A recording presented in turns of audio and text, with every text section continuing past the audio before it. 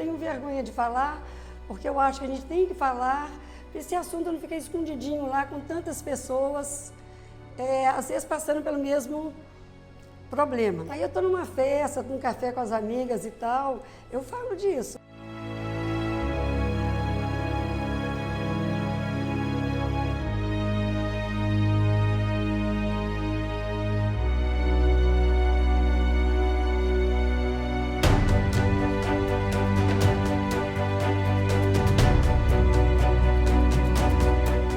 Incontinência fecal e incontinência urinária.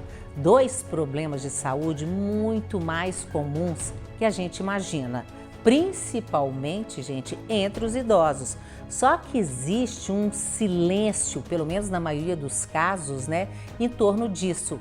E aí as pessoas se recolhem em casa, morrem de medo de sair e não segurar o xixi ou o cocô. Gente, tem solução, tem tratamento. Vamos falar disso sem constrangimento?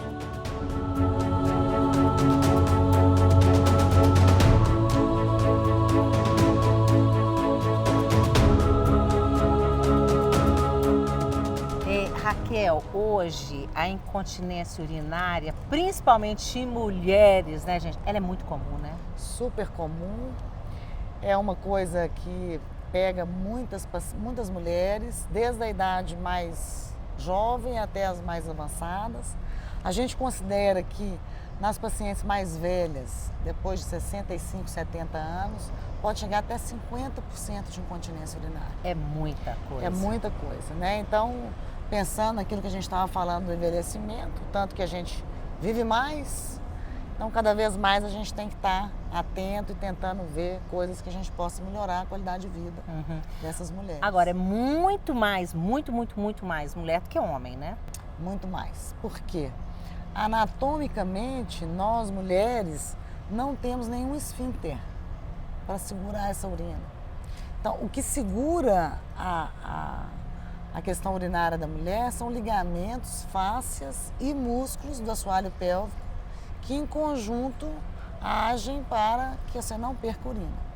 O homem, na próstata, ele tem um esfíncter verdadeiro que faz com que ele tenha pouca incontinência urinária.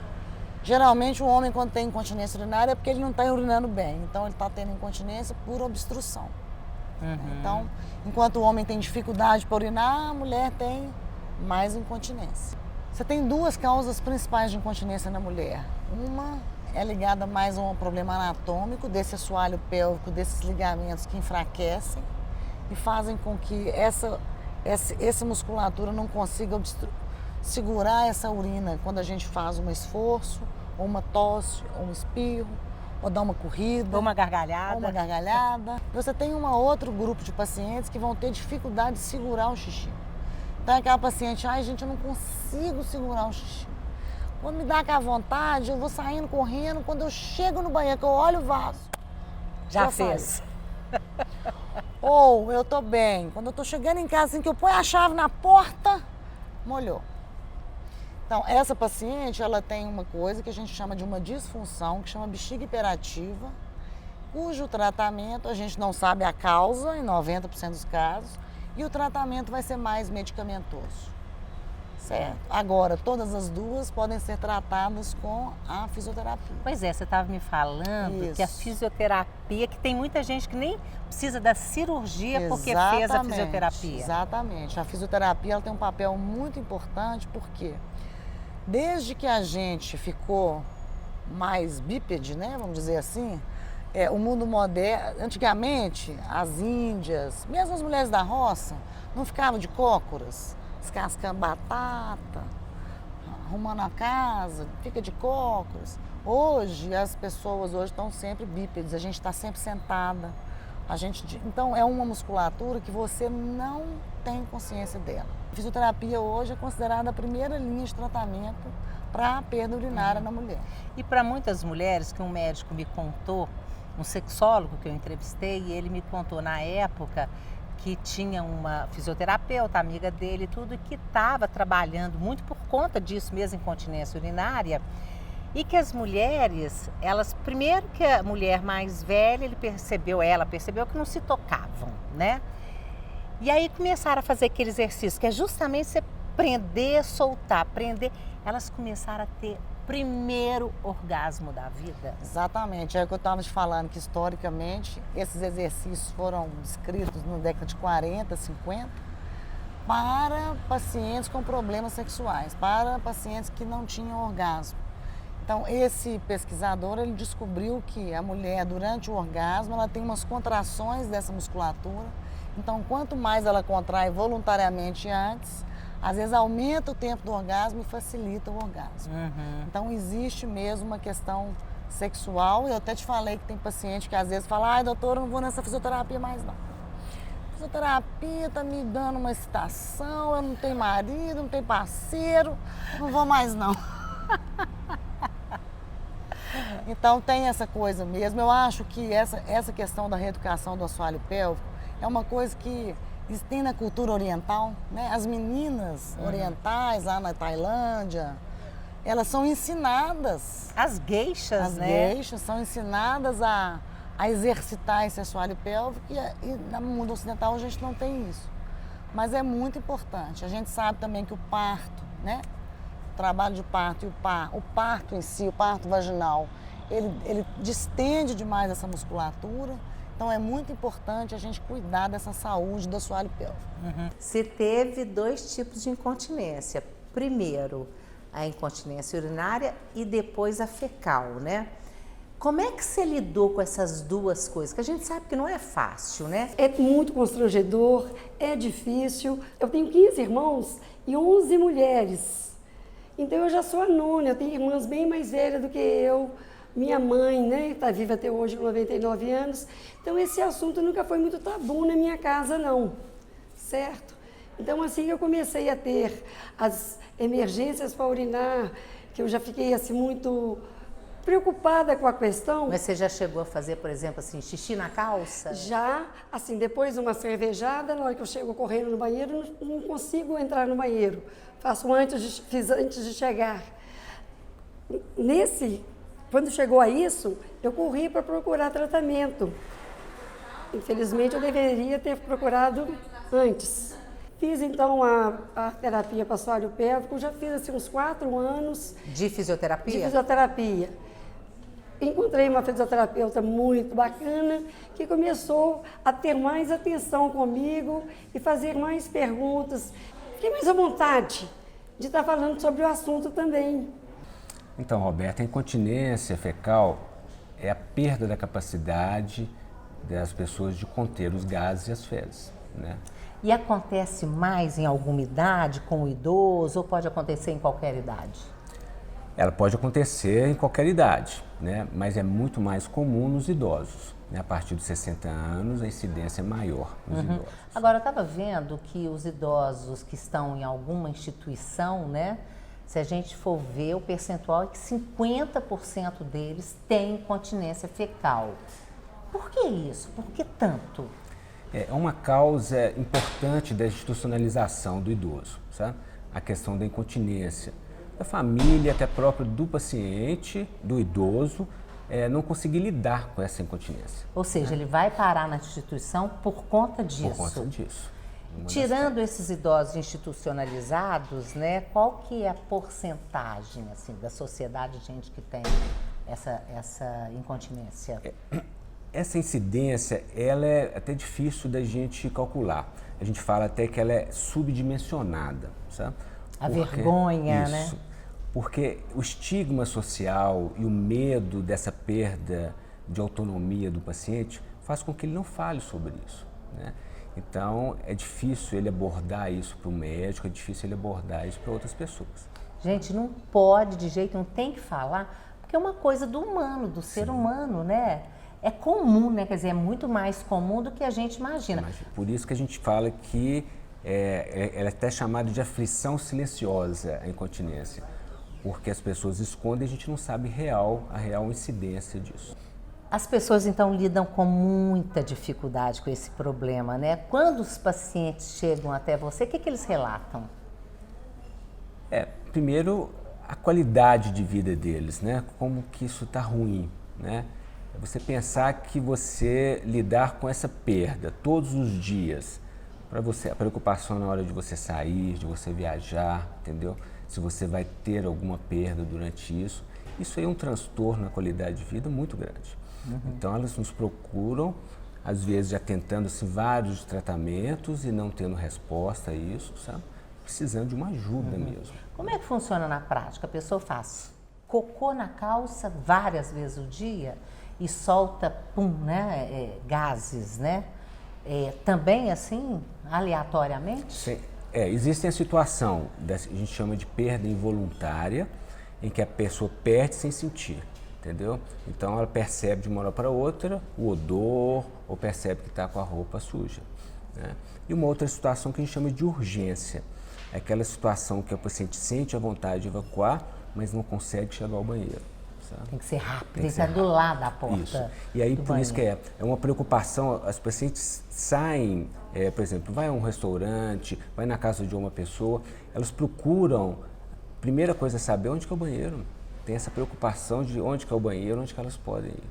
Você pensa só você viver com essa insegurança, com essa ansiedade toda.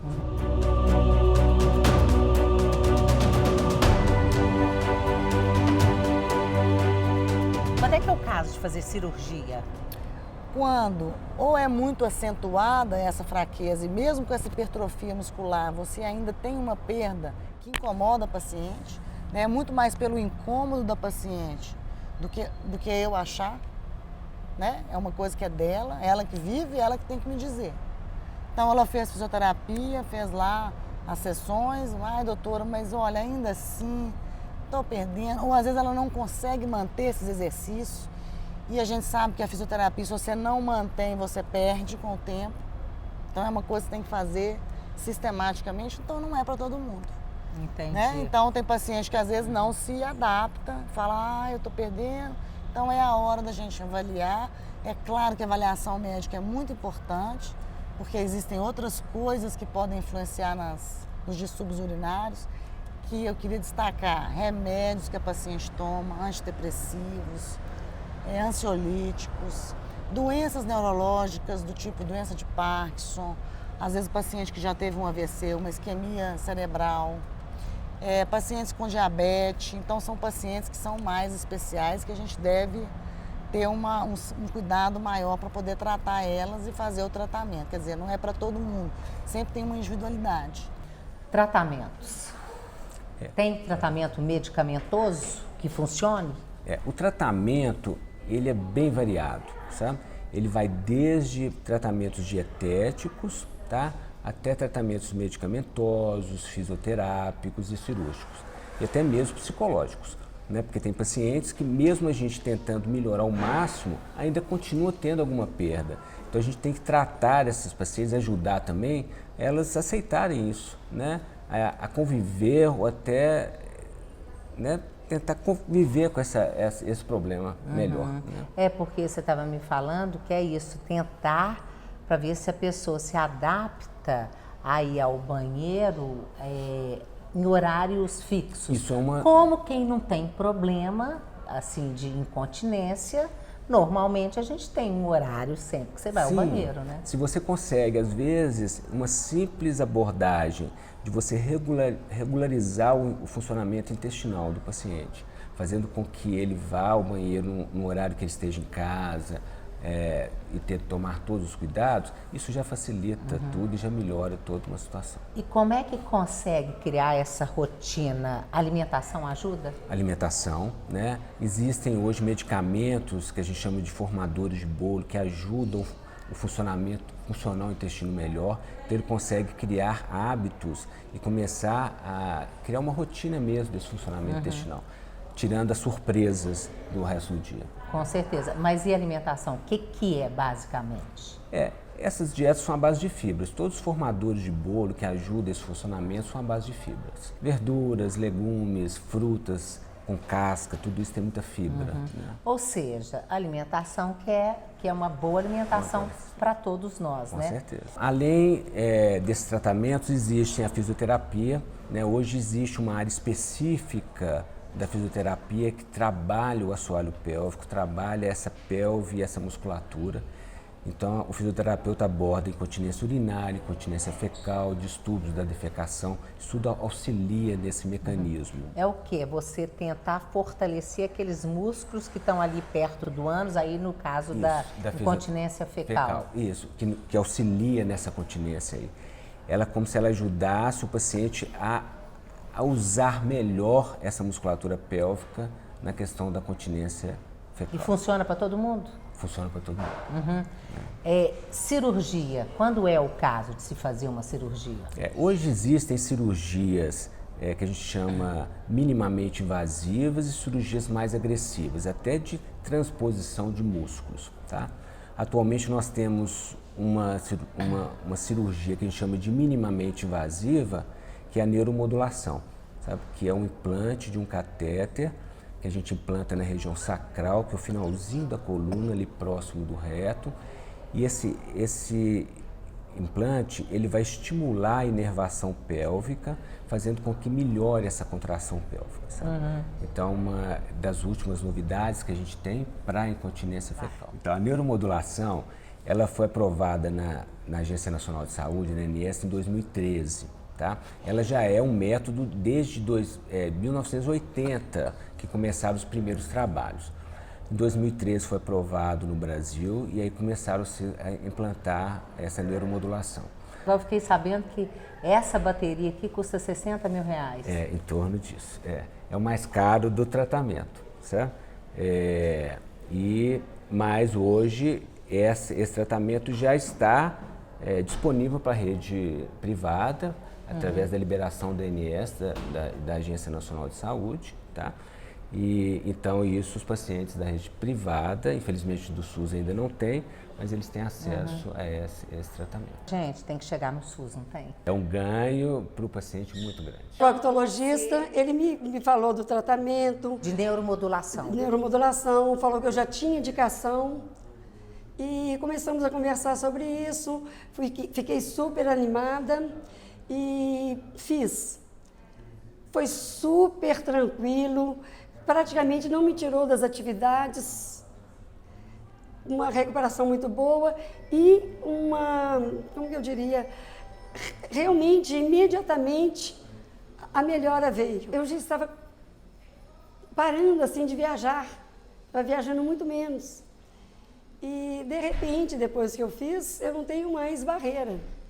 Agora danço a noite inteira, vou ao cinema, teatro, bebe todas as cervejas. Bebo as minhas cervejas, certo? O que mais de importante a gente deve falar para informar as pessoas? Eu acho que elas não têm medo, para não ter medo de falar sobre isso, né? Procurar ajuda, né? Porque hoje a gente tem como ajudar e melhorar muito essa qualidade. Gente, porque a gente sabe que é constrangedor, né? Mas não tem que ser. Isso. Tem que tirar isso, é procurar o tratamento, né? Quer dizer, e tem tratamento, porque a gente já está falando desse tratamento aí, que não tem no SUS, mas existem outros que podem resolver o problema também. Sim. E você vê, assim, a mudança, Roberta, do paciente que nos procura e que a gente consegue uma melhora disso é assim, espetacular, né? Muda a vida, muda né? a vida. Para melhor, pra né? melhor.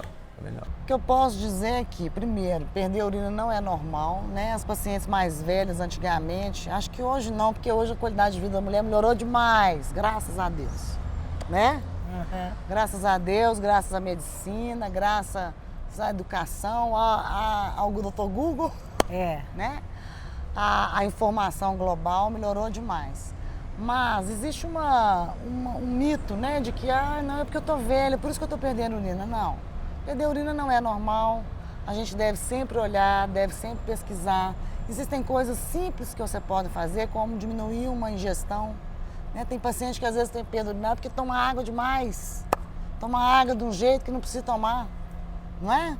Né? Às vezes fazer hora demais para fazer xixi. Né? Então eu costumo dizer o seguinte, existe um tipo de profissão que é a orelha de fazer xixi. Pessoa que atende gente, caixa de banco, professora, não faz xixi. Faz xixi de manhã, faz xixi na hora do almoço, faz xixi de noite.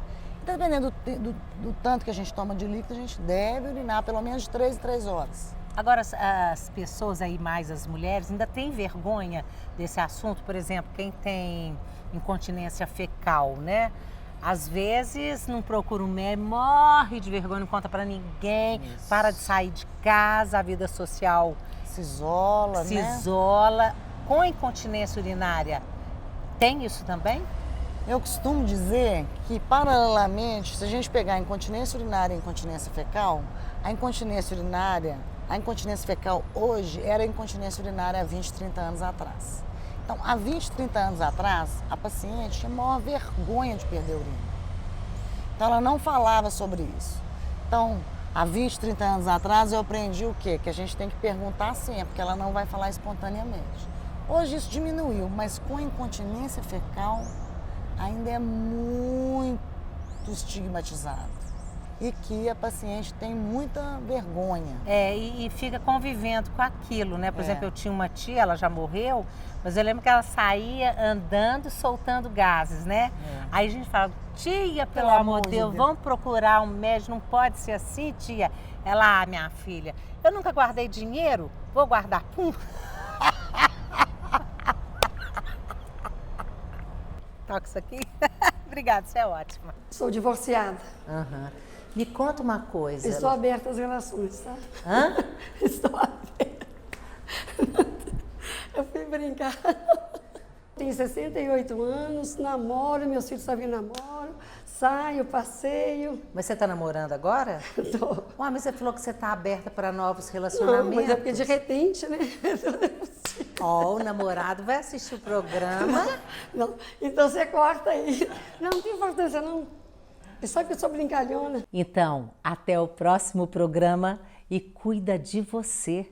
Você merece.